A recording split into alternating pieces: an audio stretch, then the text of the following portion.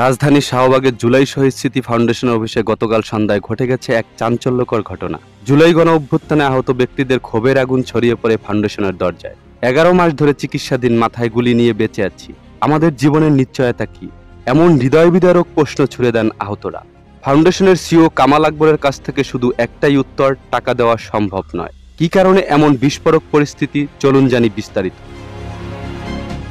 গতকাল মঙ্গলবার 8 জুলাই সন্ধ্যায় শাহবাগে বারডেম হাসপাতালের পাশে অবস্থিত জুলাই শহীদ স্মৃতি ফাউন্ডেশনের অফিসে এই ভাঙচুরের ঘটনা ঘটে। প্রায় 20 থেকে 25 জন জুলাই যোদ্ধা যারা গণ অভ্যুত্থানে আহত হয়েছেন তারা এই ঘটনায় জড়িত ছিলেন। কিন্তু কেন এই ক্ষোভ?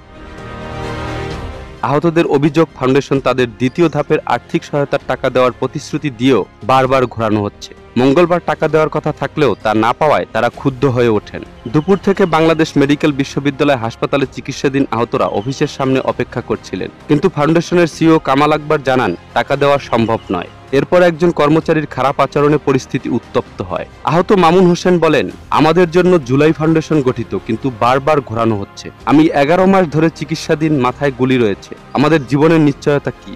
অন্যদিকে সাভার সরকারি কলেজের শিক্ষার্থী নাজমুল হোসেন বলেন, 7 মাস ধরে দ্বিতীয় ধাপের টাকার জন্য ঘুরছি।